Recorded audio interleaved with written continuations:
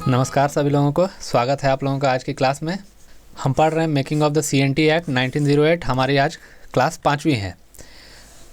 आज की क्लास में हम जानेंगे कि किस प्रकार से जो पिछले एक्ट में पिछले जो तरीके थे जिसमें रामगढ़ हिल ट्रैक्ट 1780 था, उसमें किस प्रकार की मुसीबतें आई, किस प्रकार से टैक्स कलेक्शन को लेकर प्रॉब्लम आ गया, और जो टैक्स लगाने के बाद किस तरह से समस्या आने के बाद जो हड़िया पे टैक्स लगाया गया, और जो विल्किंसन वहाँ उस समय पॉलिटिकल एजेंट बन के बैठा हुआ था, पॉलिटिकल एजेंट बनने के बाद वो किस प्रकार से वो काम करेगा, वो हम लोग आगे चल के इस वीडियो में देखेंगे। साथ ही हम ये भी समझेंगे कि इसमें प्रिमोगेनीचर क्या होता है, विल्किंसन रूल क्या होता है, और मानकी मुंडा पद्धति क्या होती है। तो आज की वीडियो में हम ये सारी चीज़ें समझेंगे।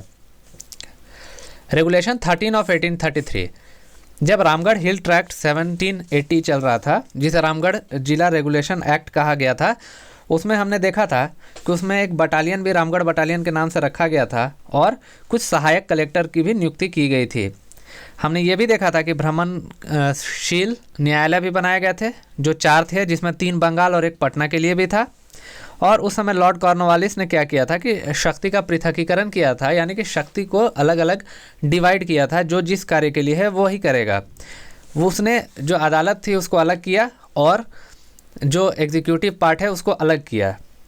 बोर्ड ऑफ रेवेन्यू की भी स्थापना की गई थी, मैंने आपको बताया था, और बहुत सारी चीज़ें की गई थी जो मैंने आपको बताया था, जिसको देखते हुए जैसे सहायक कलेक्टर के फैसलों के विरुद्ध भी अपील करने की बात की गई थी, वो मैंने आपको बता दिया है। रामगढ़ हिल ट्रैक्ट 1780 जब चल रहा था, तो उस समय अगर आपसे एग्जाम में पूछा जाए कि कौन सा विद्रोह हुआ था, तो उस समय हुआ था कोल विद्रोह।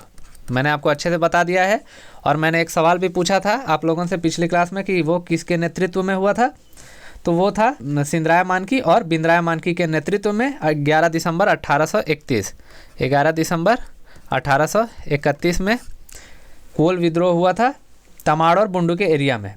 अब आगे चल के देखते हैं कि इस विद्रोह के बाद जो व्यवस्था थी वो व्यवस्था उस व्यवस्था को भंग कर दिया गया था, और भंग करने के बाद एक नई व्यवस्था लागू की गई थी जिसे कहा गया था रेगुलेशन 13 ऑफ 1833, जो साउथ वेस्ट फ्रंटियर एजेंसी के अधीन हुआ करती थी। ये जो आप चेहरा देख रहे हैं ये साहबजादे हैं उस समय के governor general Lord William Bentinck. Lord William Bentinck Bharat के गवर्नर जनरल हुआ करते थे। गवर्नर जनरल होते के समय उन्होंने क्या किया, जब रामगढ़ हिल ट्रैक्ट 1780 जब भंग किया गया तो ये लागू किया गया आपका रेगुलेशन 13 ऑफ 1833। जो पूरा छोटा नागपुर वाला एरिया था, छोटा नागपुर का जो एरिया था, छोटा नागपुर के एरिया को किसके अधीन कर दिया गया, साउथ वेस्ट फ्रंटियर एजेंसी के अधीन।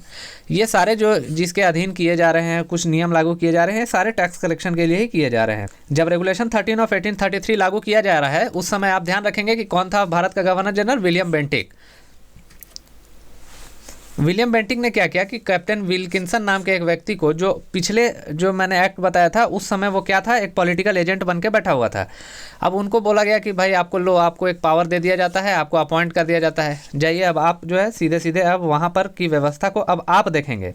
जब एजेंसी ने काम करना शुरू किया, एजेंसी ने जब काम करना शुरू किया है आपका 1834 ईस्वी में, 1833 में ये लाया गया और 1834 में इसने कार्य करना शुरू किया। 1834 में कैप्टन विल्किंसन को यहाँ पर नियुक्त किया जाता है। और विल्किंसन ने क्या किया, सबसे पहले विल्किंसन ने क्या किया कि आपका जो मुख्यालय है उसको बोरिया बिस्तर बांधकर सबसे पहला काम जो किया था उसने कि उसने अपना मुख्यालय कहाँ सिचुएटेड किया, किशुनपुर अर्थात रांची में। किशुनपुर नाम से उस समय था, जो अभी वर्तमान का रांची है।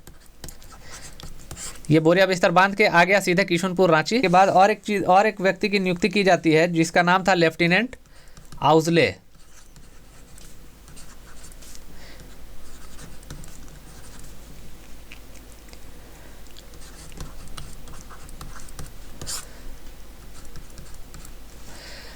लेफ्टिनेंट आउजले नाम था उस व्यक्ति का, जिसे कि प्रधान सहायक के रूप में नियुक्त किया जाता है। अब इसने अपना जो बोरिया बिस्तर है बांध कर विल्किंसन साहब ने सीधे किशुनपुर आ गए, और किशुनपुर आने के बाद वो यहाँ पर अपना काम करना शुरू कर देते हैं। लेकिन इसी बीच 1837 ईस्वी में हो जाता है हो विद्रोह।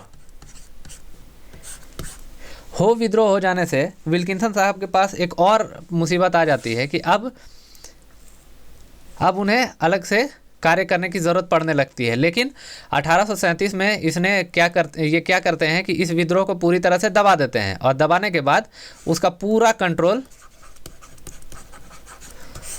पूरा कंट्रोल अपने हाथ में ले लेते हैं और हो विद्रोह को बहुत बुरी तरह से दबाया जाता है। तो अगर आपसे सवाल पूछा जाएगा कि किसने हो विद्रोह को दबाया था, तो कैप्टन विल्किंसन ने। और विल्किंसन कहाँ से आया? विल्किंसन एक पॉलिटिकल एजेंट था जो 1780 में जब ये लागू था, जब रामगढ़ हिल ट्रैक्ट की व्यवस्था लागू थी 1780 में, उस समय वो पॉलिटिकल एजेंट के रूप में काम करता था। बाद में विलियम बेंटिक ने उसे क्या कर दिया, उसे नियुक्त कर दिया था, इस एरिया में एक एजेंट के रूप में उसे नियुक्त किया गया था।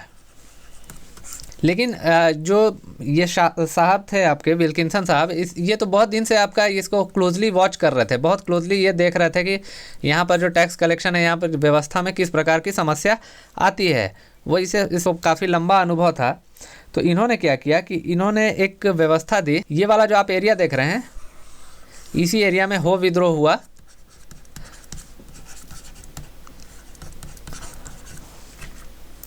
और विल्किंसन साहब ने काफ़ी सोचा, काफ़ी वो सोचने में बहुत तेज थे, उन्होंने बहुत सोचा। सोचने के बाद उन्हें पता चला कि यहाँ पर की समस्या क्या है। तो उन्होंने एक शब्द का इस्तेमाल किया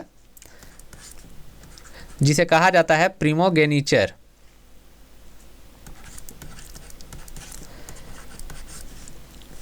प्रिमोगेनीचर क्या होता है? जो परंपरागत नियम है।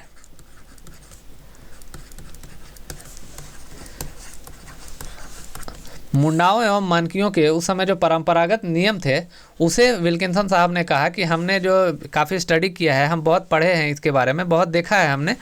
और उन्होंने एक नियम लागू कराया।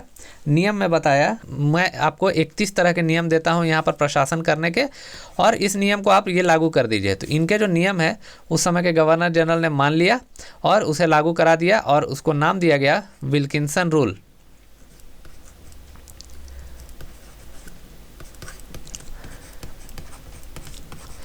विल्किंसन रूल का नाम दिया गया। विल्किंसन रूल क्या था? जो मुंडाओं और मानकियों के जो उस समय सिस्टम थे, मैंने शुरू क्लास में ही बताया है कि मुंडा और मानकी का क्या सिस्टम था, खूंटकट्टी विलेजेस क्या थे, खूंटकट्टी गांव कौन से थे, उन सब चीज़ों को मैंने आपको पहले ही समझा दिया है। अब मुंडा मानकी के जो सिस्टम थे उसे ही अपना लिया गया, और बाद में यही चल के मुंडा मानकी पद्धति के नाम से ये विख्यात होता है विल्किंसन रूल। इसे मुंडा मानकी पद्धति के नाम से भी जानते हैं या विल्किंसन रूल के नाम से भी जानते हैं।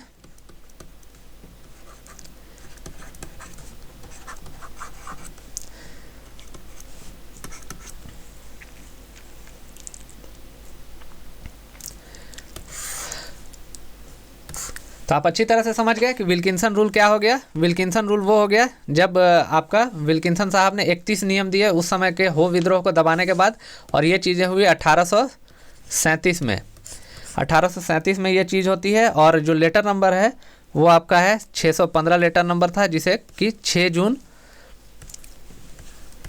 1837 ईस्वी को इस लेटर के द्वारा विल्किंसन रूल लागू किया गया था, जिसे मुंडा मानकी सिस्टम भी कहा जाता है। ये सारे सिस्टम जो लागू किए जा रहे थे, ये किस लिए किए जा रहे थे? ताकि जो ट्राइबल्स लोग हैं, जो सिस्टम चल रहा है, ट्राइबल्स लोग ये खुश हो जाएं और अपना जो टैक्स कलेक्शन की व्यवस्था है उस पर अपने भरोसा दिखाएं और टैक्स दें। 1843 ईस्वी में जो प्रधान सहायक नियुक्त किया गया था टैक्स कलेक्शन के लिए, 1843 में इसको भी उठाकर लोहरदगा से हटाकर इसको भी रांची ले जाया गया। लोहरदगा से आपका रांची ले जाया गया 1843 में प्रधान सहायक साहब को। ये सब चीज़ें टैक्स कलेक्शन के लिए चल रही थी, लेकिन टैक्स कलेक्शन में तो वृद्धि बहुत ज़्यादा हुई नहीं। टैक्स कलेक्शन का बहुत ज़्यादा क्या, ये अपना जो ग्राफ है वो नीचे चलता चला गया, उसमें बहुत ज़्यादा नहीं रहा, बहुत उपलब्धि नहीं हो पाई। इसी बीच एक और घटना हुई थी जिसमें 1834 ईस्वी में रांची में एक जेल की भी स्थापना हुई थी। आप देख पाएंगे रांची में एक जेल की भी स्थापना हुई थी। तो ये था हमारा रेगुलेशन 13 ऑफ 1833। इसमें टैक्स में बहुत ज़्यादा वृद्धि नहीं हो पाती है। इसी के दौरान आपका विल्किंसन रूल लागू होता है। आप एग्ज़ाम के दृष्टिकोण से आप याद रखेंगे, विल्किंसन रूल रेगुलेशन 13 ऑफ 1833 के में आया था। विल्किंसन रूल, जिसे मुंडा मानकी पद्धति के नाम से भी जाना जाता है। इसी के दौरान जो प्रधान सहायक का जो पोस्ट पद है, प्रधान सहायक जो लोहरदगा में हुआ करते थे जो टैक्स कलेक्शन के लिए, उसको रांची ले जाया गया। आप याद रखेंगे ये सारी चीज़ें। उसके बाद है कि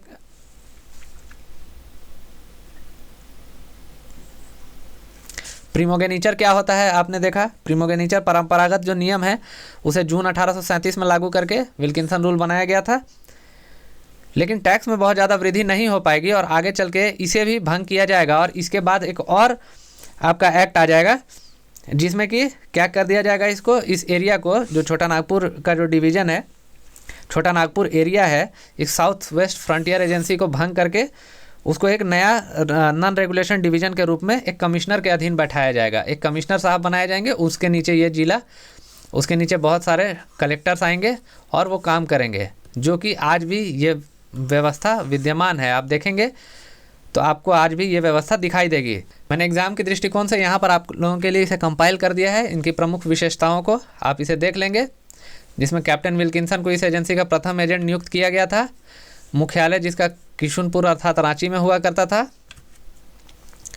विल्किंसन ने 1837, यहाँ पे लिखेंगे आप, 1837 ईस्वी में हो विद्रोह को दबाकर कोल्हान गवर्नर स्टेट की स्थापना की, जिससे यह क्षेत्र सीधे ब्रिटिश नियंत्रण में आ गया था।